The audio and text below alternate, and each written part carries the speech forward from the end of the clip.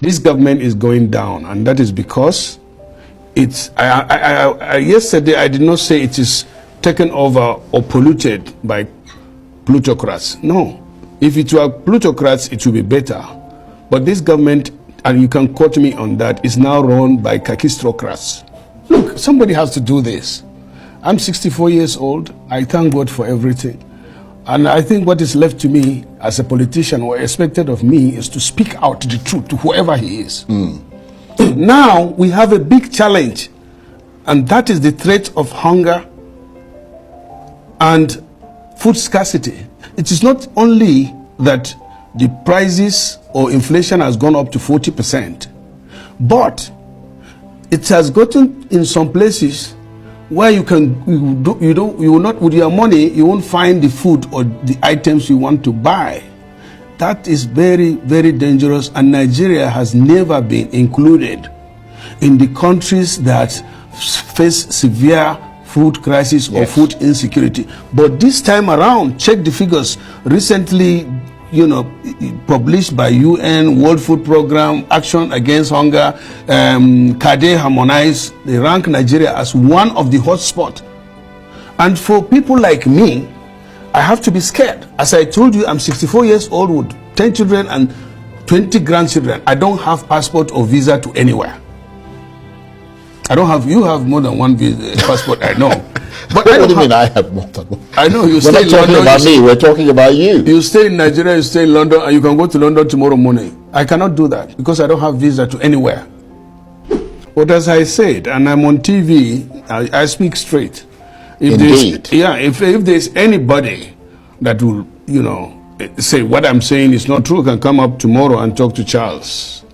This government is going down, and that is because it's. Yesterday, I did not say it is taken over or polluted by plutocrats. No. If it were plutocrats, it would be better. But this government, and you can quote me on that, is now run by kakistocrats. And that's very, very dangerous. Explain. Kakistocrats? I have it here. You can check the definition. It's a government run by worst, least qualified, and most unscrupulous citizens. I'm not the first one that says. Right. What I'm hoping now is that he will look out and get. I don't believe, again I say, that he is in the real picture of what is happening out there. People are angry. You can't imagine the number of calls I received today, including yourself. I called you very early in the morning. Yeah, but what were you saying? Hey, you are yourself again, because you say it as it is and you come. Look, somebody has to do this. I'm 64 years old. I thank God for everything. And I think what is left to me as a politician or expected of me is to speak out the truth to whoever he is. Now we have a big challenge, and that is the threat of hunger and food scarcity.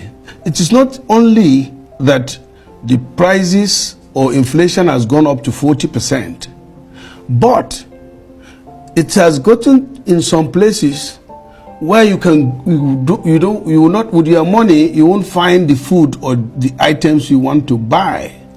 That is very, very dangerous, and Nigeria has never been included in the countries that face severe food crisis or food insecurity. But this time around, check the figures recently, published by UN, World Food Program, Action Against Hunger, CADE Harmonize. They rank Nigeria as one of the hotspots.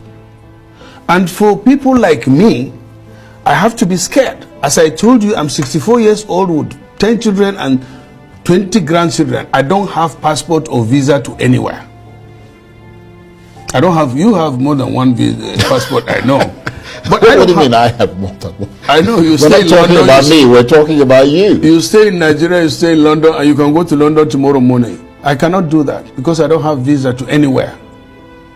Yeah, but I'm sure you wouldn't have too much of a challenge getting a visa. No, you have to apply. No. But let's focus. So this is a very serious and scary situation, and most importantly, why I'm so scared is if those in power do not allow the president to know the magnitude or get informed about so that they do something, then you get worried. It's like now, Charles, we are here and the cloud is gathering.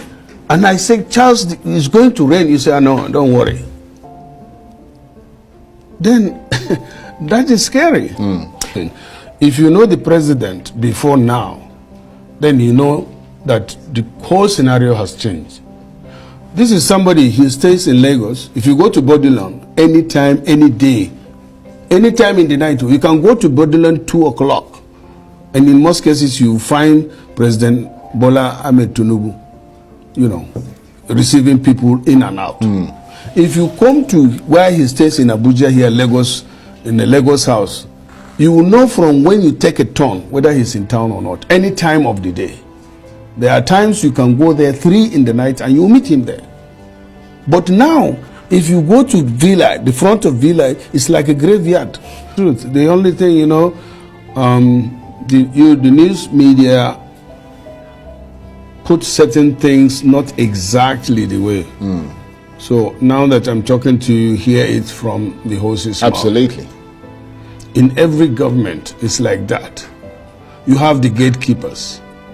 Those who want the president to know everything and to have other opinions would even encourage those that matter in the government to come over because, during Buhari's administration, which I thought was not that good. But if you compare this now to Buhari's regime, you will give Buhari a thumbs up. Because... Well, some would say that would be rather difficult to do. You know, because at least he opens up. People come to see him. I'm quoting, you quote me, and if it's not true, I don't speak just like that. Right. There are some ministers don't have access to Mr. President. The only access they have to Mr. President is when they are maybe invited, and some may not be invited, or when they go for council meeting. And you know, when they go for council, by the time the president goes in, all of them are seated.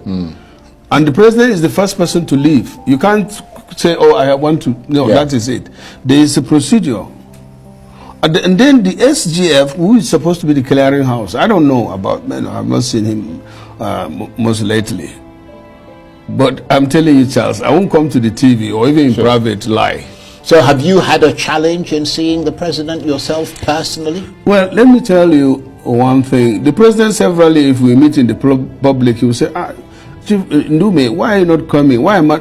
And I said, no, Mr. President, when you look for me, I'll be there. Did you say to him, well, he's not allowing me to come in? I said it once to one of his staff, that they are the people that are keeping us out of this place. And so I will not struggle to come and see Mr. President. But I have an obligation to speak for the people, or speak for my people, or speak as a senator. You can imagine I am the chief whip. If a chief whip cannot have access to Mr. President, the new senators, of course. Yeah, that's a problem. Yeah, let me tell you. And let me tell you in difference to it.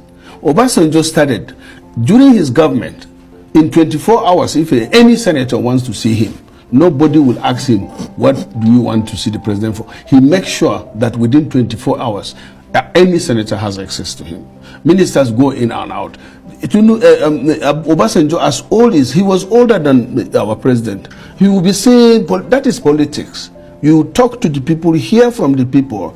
But now, to me, it seems, besides shielding Mr. President, they always give him assurance that everything is out there, is all right out there. And that is not the case. So, but if nothing is being done, then there can be crisis. And your sense is that nothing is being done at tangibly. The moment. Right. And the other thing is, as I said, I will still say what the president is caged in there. Let me use that word again. And there are no people speaking out or doing anything for the Nigerians to see visibly and make, appreciate the effort of the government. For example, now we are faced with climate change palaver. The rainy season in most, especially in the north and other elsewhere, is hazy. But nobody is telling people what needs to be done and what the government is doing. Nobody is talking to the people. That is a problem. That is my concern, as I said. Yeah, well, some would argue that that's not entirely fair, because you've got the the agencies, I mean, Which agencies? that are in charge. Well, the National Emergency Management Agency, you've got the Ministry of Environment, he's just appointed somebody who used to be his spokesman, I think it's Ajuri Ngilale, as a kind of special climate envoy. I mean, so they're not unaware of what is going on, and I'm not their spokesman. I'm just saying that they're not unaware of what is going on. And every time there's a lot of talk and alerts are put out about the potential for flooding and so on and so forth, so they do try to draw the attention of people to things. But what I wanted to ask you is that, looking at the things that you've pointed out and the way things are going at the moment with the economy and with the fiscal situation in this country, the people, as you said clearly, feeling the pinch of it as inflation goes through the roof, do you believe we're going to see real growth in this country anytime soon? Yeah, it's possible, because Nigeria is so blessed with natural and human resources. But no matter how blessed you are and how much... You have to harness those resources. That is the problem now. Yeah. And that's why we are calling on the president to harness those resources. Absolutely. And if for you to do that, you must have people out there that know Nigeria in the first place. So he needs to engage more. He needs to get the right people into the office, and he needs to be a Democrat. This is not allegation. I said this government is dominated by khaki strokers and kleptocrats. Yeah. He needs to dominate his government. But that's always been the story of Nigerian governments, hasn't it? He needs to dominate his government with Democrats. Right.